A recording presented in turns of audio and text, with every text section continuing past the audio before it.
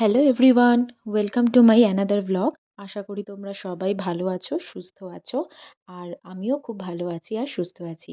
তো আজকে চলে এসেছি আরেকটা নতুন ব্রেকফাস্ট রেসিপি নিয়ে, সেটা হচ্ছে চিজি পালক চিলা।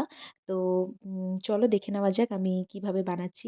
এটা বেশ সুন্দর একটা রেসিপি আর ভীষণ টেস্টি একটা রেসিপি। যে কেউ চাইলে ছোটদেরকেও খাওয়ানো যেতে পারে, ছোট থেকে বড় যে কোনো মানুষ খেতে পারে।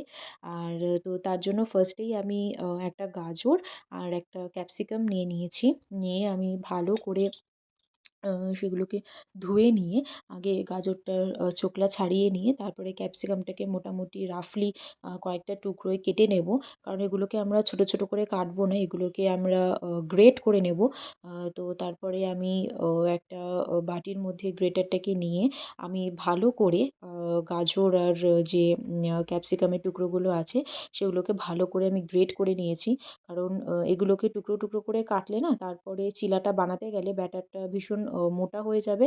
আর খেতেও খুব একটা ভালো লাগবে না। আর মুখেও লাগে, তো তখন অনেকের মুখে পড়লে ভালো লাগে না সেই জিনিসটা।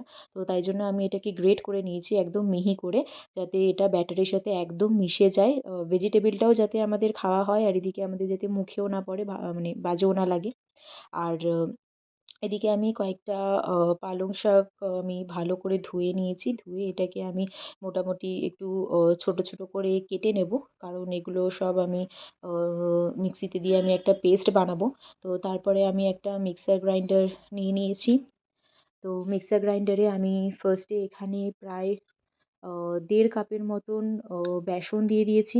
তারপরে আমি এখানে প্রায় ১.৫ কাপের মতন সুজি দিয়ে দিয়েছি। আ সুজি দিলে কি হয়, চিলাটা ভীষণ ক্রিসপি হয় খেতে। আর ব্যাটারটা যখন ফ্রাইং প্যানের মধ্যে দেখবে তখন ব্যাটারটা মানে লেগে যাবে না।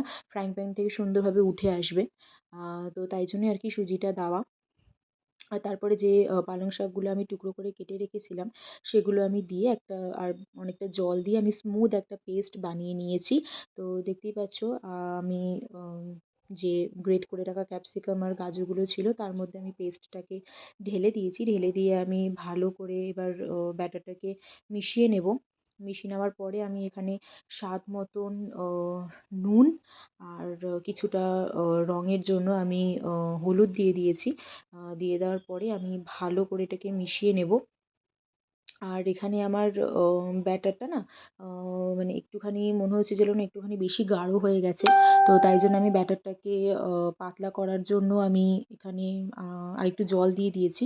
তোমরা চাইলে তোমাদের হিসেব অনুযায়ী এখানে মানে ব্যাটারটাকে গাঢ় বা পাতলা রাখতে পারো। কিন্তু ব্যাটারটা বেশি ঘন হয়ে গেলে কি প্রবলেম হয় যে মানে চিলাটা প্রচণ্ড মোটা হয়ে যাবে আর ওপর থেকে তো মানে হয়ে যাবে কিন্তু ভেতরটা কাঁচা থেকে যাবে। আর এদিকে না আমি সাইডে পেঁয়াজ কুচি করে রেখে দিয়েছিলাম আর লঙ্কা কুচি করে রেখে দিয়েছিলাম। আমার তখন মনে ছিল না, আমার পরে মনে পড়েছে। তো যাই হোক আমি পরে আবার মিশিয়ে দিয়েছি ব্যাটারটার সাথে ভালো করে মিশিয়ে আমি ব্যাটারটাকে প্রায় ১০ মিনিটের জন্য রেস্টে রেখে দিয়েছি। যেহেতু এটার মধ্যে সুজি মেশানো আছে আর সুজিটা যেহেতু একটু ফুলতে টাইম লাগবে, তো আমি এখানে ১০ মিনিট রেস্টে রেখে দিয়েছিলাম। ১০ মিনিট পরে আমি নিয়ে দেখছি এখানে আমার চিলার জন্য যে ব্যাটারটা সেটা একদম পারফেক্টলি রেডি হয়ে গেছে। বেশি পাতলাও না, বেশি ঘনও না। তো আমি এদিকে একটা ফ্রাইং প্যান বসিয়ে দিয়েছি। ফ্রাইং প্যানটা তারপরে ভালো করে গরম হয়ে আসলে আমি এখানে সামান্য তেল নিয়ে সেই তেলটাকে আমি পুরো ব্রাশ করে নেব ভালো করে।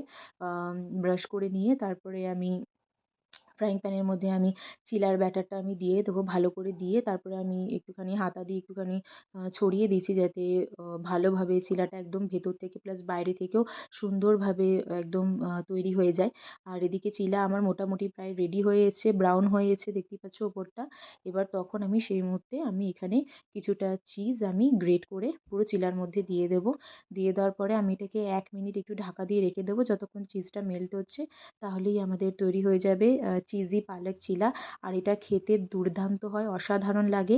আর তোমরা চাইলে একবার ট্রাই করতে পারো। আর তার সাথে ছিল শসার টুকরো আর একটা ডিম সেদ্ধ। আর রেসিপিটা যদি তোমাদের ভালো লাগে তো একটা লাইক, শেয়ার আর কমেন্ট করে দিও। টাটা।